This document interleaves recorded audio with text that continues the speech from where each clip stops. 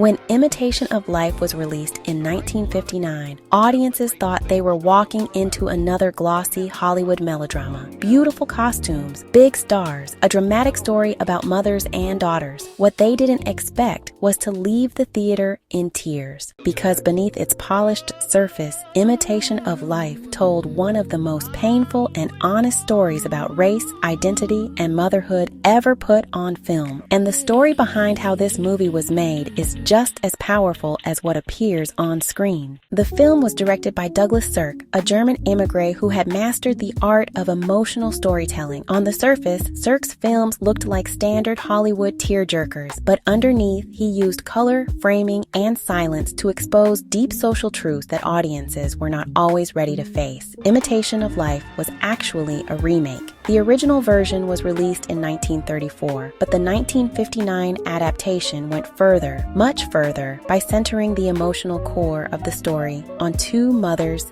and their daughters, one white and one black, navigating life in a deeply segregated America. Juanita Moore portrayed Annie Johnson, a black woman who works as a housekeeper and caretaker, raising her daughter Sarah Jane while helping to raise a white child alongside her own. Annie's love is unwavering, her sacrifice is constant, and her dignity is quiet but powerful. Sarah Jane, however, grows up light-skinned enough to pass as white, and in a society that rewards whiteness and punishes blackness, she makes a heartbreaking choice. She denies her mother in order to escape the limits placed on her by race. This storyline was daring. Hollywood rarely allowed black characters such emotional complexity and almost never centered their pain so directly. Juanita Moore delivered a performance that critics immediately recognized as extraordinary. Many believed she deserved an Academy Award nomination. When the nominations were announced, she was not included. That omission spoke volumes. On set, the emotional weight of the story was not lost on the actors. Juanita Moore later said that playing Annie took a personal toll. The grief, the rejection, the love that goes unanswered, it all felt real because it was real for so many black mothers watching from the audience.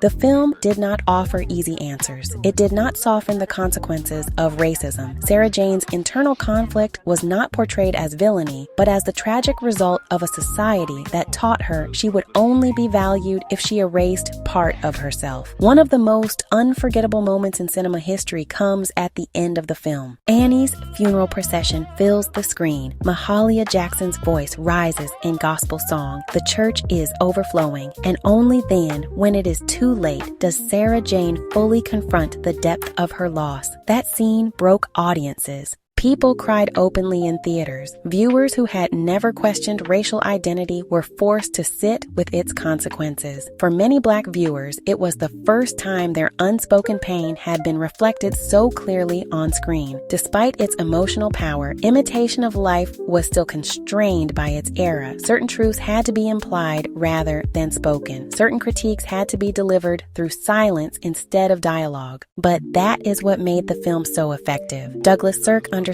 that sometimes the most radical message is the one hidden in plain sight. Today, Imitation of Life is remembered not just as a classic, but as a cultural mirror. It captures the emotional cost of racism, the complexity of motherhood, and the quiet suffering that comes from living in a world that tells you who you are allowed to be. It is not an easy film to watch, but it is an essential one, because the story behind Imitation of Life is not just about a movie. It is about America, who it was, who it claimed to be, and who it left hurting in the process.